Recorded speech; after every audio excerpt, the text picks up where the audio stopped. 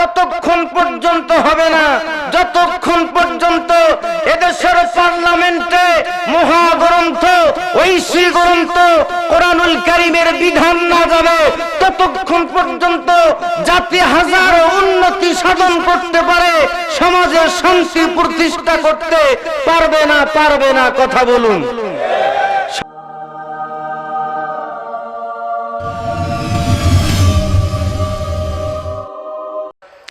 কারণ এই পৃথিবীতে সবচাইতে সর্বশ্রেষ্ঠ মুফাসসির আর ওয়াইজিন হলেন মুহাম্মদুর রাসূলুল্লাহ সাল্লাল্লাহু আলাইহি ওয়াসাল্লাম। কোনদিন বয়ানের পূর্বে কোন সাহাবী দাঁড়ায় কান নাই আখেরি জামানার পয়গম্বর, বিশ্ব নবী, কুরাইশি নবী, মক্কি নবী, মাদানী নবী, আরবী নবী, কুল কায়নাতের নবী, কোনদিন কেউ বলেন নাই। বা শ্রেষ্ঠ রসুল কোকিল কণ্ঠী সুমিষ্ট ভাষী কেউ দাঁড়ায় রসুলের ক্ষেত্রেও বলেন নাই। আমি সলিমুদ্দির ক্ষেত্রেও বলার কোনো প্রয়োজন নাই, আমি এটা মনে করি। উনি যখন পড়ছে আপনারা খুশি হয়েছেন, আমি তখন ইস্তিগফার করছি যে আল্লাহ আমার অন্তর থেকে আমার অহংকার দূর করে দাও। তো যাই হোক, সেগুলো বলবো না। আবেগের তাড়নার হয়েই থাকে কি, এই জন্য আবেগের কারণে কি কেউ বউকে যায় মা কইলে হবে নাকি? ওয়াজ শেষে যদি কেউ যদি আবেগের ঠেলা যদি বলে বউ রে আজ থেকে তুই বউ না, আজ থেকে তুই আমার মা, কি এটা হবে? হবে না। সম্মানিত সুধী, আসুন দরুদ ও সালাম বর্ষিত হোক মানবতার মুক্তির দূত সাইয়্যিদুল মুরসালিন, যিনি হলেন বিশ্ব সভার সভাপতি জনাবে মুহাম্মাদুন আরাবী, সকলে বলেন সাল্লাল্লাহু আলাইহি ওয়াসাল্লাম। আশ্চর্য লাগে, যত মাহফিলে যাই হাজার হাজার লোক থাকে, লক্ষাধিক লোক থাকে, নবীজির প্রতি যখন দরুদ পড়ি তখন সাল্লাল্লাহু আলাইহি ওয়াসাল্লাম সর্বশ্রেষ্ঠ দরুদ, সবচাইতে উত্তম দরুদ, এর কোন শব্দ আর আওয়াজ মুসলমানদের মুখ থেকে বের হয় না। কিন্তু যখন পড়ে ইয়া নবী সাল্লাল্লাহু আলাইকা ইয়া রাসূল সাল্লাল্লাহু আলাইহি,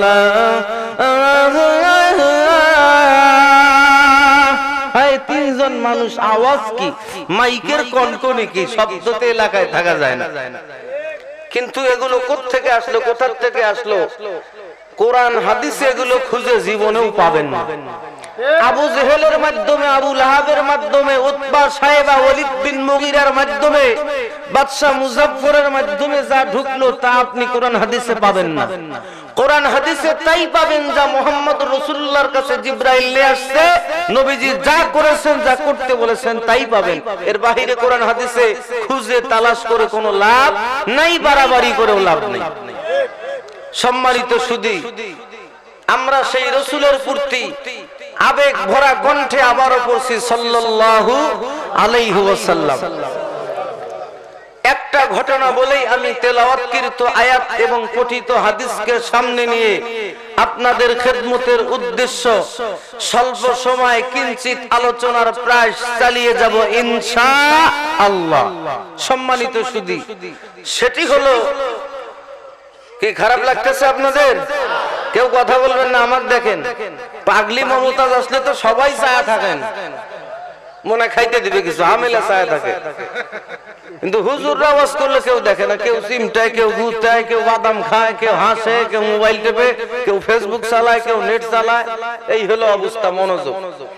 মনোযোগ থাকে না। মনোযোগ দিয়ে আমলের মন মানসিকতায় নিজেদের পরিবর্তন হওয়ার অঙ্গীকার নিয়ে কথা শুনতে হবে। এদেশে ওয়াজ কম হয় না, নামাজি মসজিদে কম হয় না। ফজরের নামাজে যেরকম জামাতে মুসল্লিও ছিল, ঠিক এরাই আবার সকাল 9টায় গিয়ে সমানে। কি বোঝেন নাই? বোঝেন নাই? হায় হায়, কোন জায়গায় ওয়াজ করি বোঝেন নাই? এই হলো নামাজি। সম্মানিত সুধী, আল্লাহ রাসূল সাল্লাল্লাহু আলাইহি ওয়াসাল্লামের সাহাবী মুহাম্মদ আলী ইবনে আল হেলাল রাদিয়াল্লাহু তাআলা আনহু, কি নাম বললাম? ওয়াজ মুখস্থ করে বক্তা হয়ে বাড়ি যাবেন। খালি ওয়াজ শুনলে হবে না, ওয়াজ আলোচনা তাফসীর করলে আর শুনলে হবে না। সবাই করে, কিন্তু তাই বলে কি নাস্তিক আর মুরতাদদের জানাজা নামাজের সারা মাটি হয়েছে খবর পাইছেন? কিছুদিন আগে এক কুলাঙ্গার মারা গেল, বাদল। কি বাদল? ভালো নাম তো কোয়া যাবে না, এই তো বাদল। ইন্দুর চেয়েও খারাপ, জঘন্যতম ব্যক্তি এই ব্যক্তি। ইসলামের দুশমন, উলামা ইকরামের শত্রু, আলেমদেরকে গালি দিতে দ্বিধাবোধ করে নাই।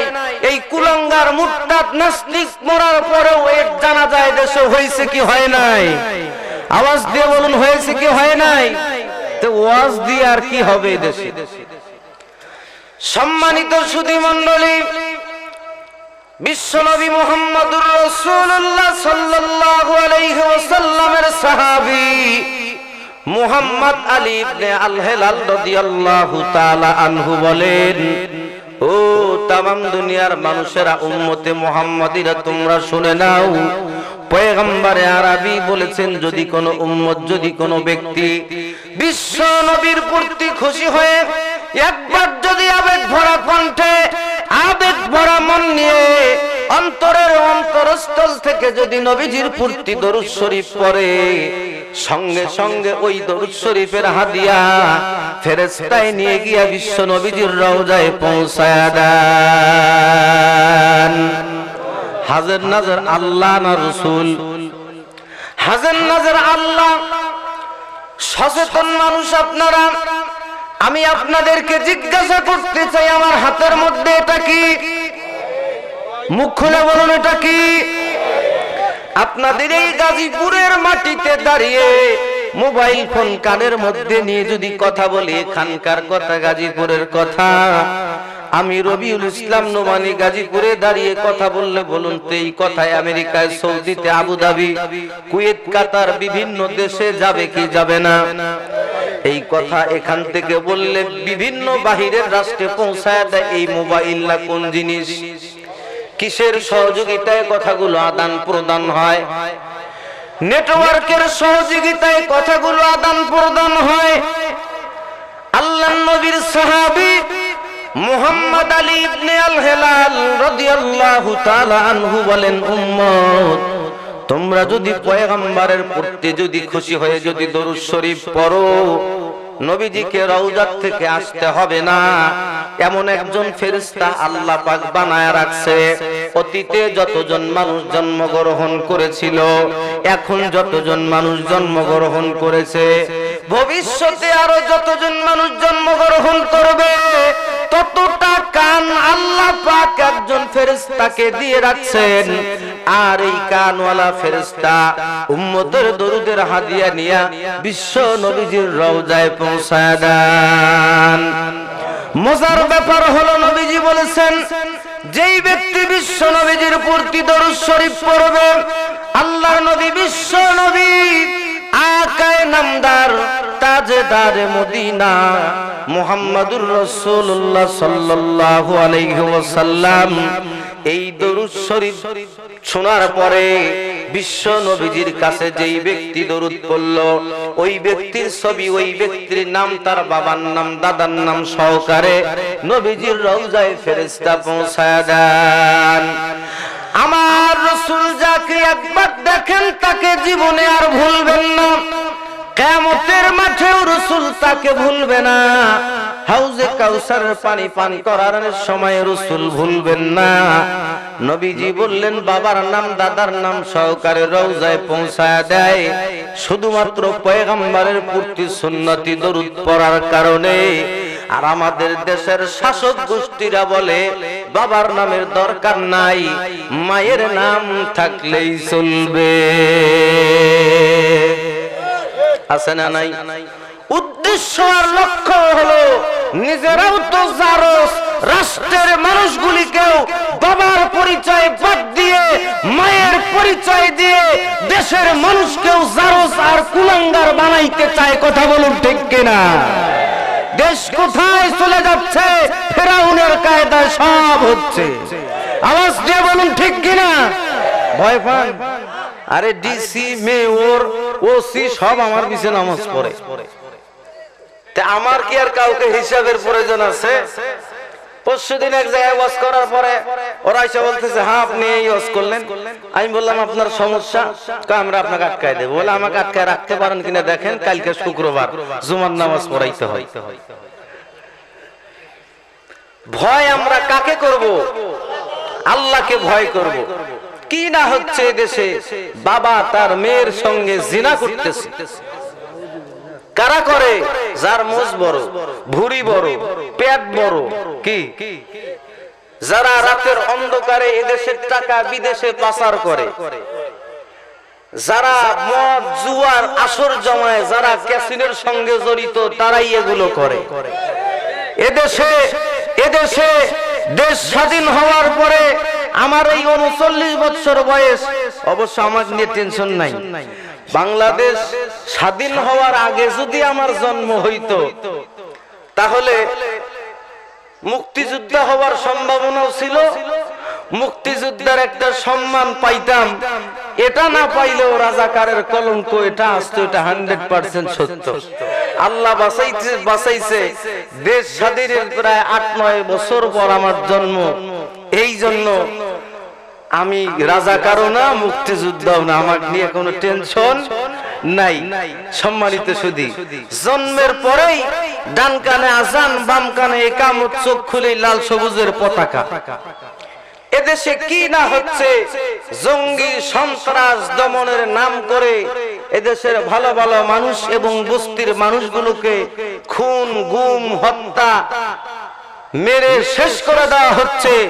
কিন্তু মাগার এদেশ থেকে দুর্নীতি, মদ, জুয়া, ধর্ষণ, জেনা, ব্যভিচার, অন্যায় আর অশ্লীল এদেশ থেকে বিদায় নাই। কথা বলুন ঠিক কিনা? একটাও বিদায় নাই, নেবে না। ততক্ষণ পর্যন্ত হবে না যতক্ষণ পর্যন্ত এদেশের পার্লামেন্টে মহাগ্রন্থ, ঐশী গ্রন্থ কোরআনুল কারীমের বিধান না যাবে, ততক্ষণ পর্যন্ত জাতি হাজারো উন্নতি সাধন করতে পারে, সমাজে শান্তি প্রতিষ্ঠা করতে পারবে না। কথা বলুন। সম্মানিত সুধী, শান্তির জন্য নাজিল করা হয়েছে কোরআন। স্বয়ং মুহাম্মদুর রাসূলুল্লাহ সাল্লাল্লাহু আলাইহি ওয়াসাল্লাম নিজেও কোরআন নাজিলের পূর্বে শান্তি প্রতিষ্ঠা করতে গিয়ে ব্যর্থ হয়েছে। যেদিন নবুয়ত পেয়েছেন, যেদিন তার উপর ওহী নাজিল হয়েছে, সেদিন থেকে আস্তে আস্তে 23 বছরের প্রচেষ্টায়, 23 বছর তো না, 3 বছর তো আল্লাহর পক্ষ থেকে নিষেধ ছিল, আর বাকি 20 বছর তার দাওয়াত, তার জিহাদ, তার ওয়াজ, তার তাফসীর, তার বয়ান। এই 20 বছরের ব্যবধানে তামাম পৃথিবীতে সোনালী যুগ উপহার দিয়েছেন। যে এমন যেই যুগে মানুষ রাত্রে রাস্তায় হাঁটতে ভয় করত, সেই যুগে রাতের অন্ধকারে একজন মহিলা রাস্তা দিয়ে পার হচ্ছে। আমি আমার আয়াতের তাফসীর পরে করতেছি, আগে কথাটা বলে শেষ করতেছি। হযরত ওমর রাদিয়াল্লাহু তাআলা আনহু মহিলাকে একা পেয়ে রাতের অন্ধকারে রাস্তায় বললেন, মা তুমি কোথায় যাবে? চলো আমি তোমার গন্তব্যস্থলে তোমাকে পৌঁছায় দিয়ে আসবো। মহিলা বললেন, তুমি কি মক্কার যুবক নও? তুমি কি মক্কার মানুষ না? মক্কার ছেলেরা তো মেয়ে দেখলেই তাদের উপরে ঝাঁপায়া পড়ে, আর আমাকে তুমি নিয়ে যাবে, আমি তো সাহস পাচ্ছি না। হযরত ওমর বললেন, মা আমার দ্বারা তোমার সেই ক্ষতি হবে না, কারণ আমি একজন মুসলমান। কি আমরা এটা বলতে পারবো? যদি তাই হতো তাহলে ইফতিজিং হতো না। কি না করতেছে সোনার দেশে, সোনার ছেলেরা সব হচ্ছে, সব করতেছে, কিন্তু আসলটার কোনো খোঁজ খবর নাই। আসুন আমি যে আয়াতে কারিমা তেলাওয়াত করেছি, ফাঁকে ফাঁকে যা বলার বলবো, কেউ ডিস্টার্ব দেবেন না। মন্ত্রী আসলেও কিন্তু আমি মাইক দেই না। আমাকে 11:15 পর্যন্ত টাইম দিছে, 1 মিনিট থাকতেও নামবো না, 1 মিনিট বেশিও করবো না।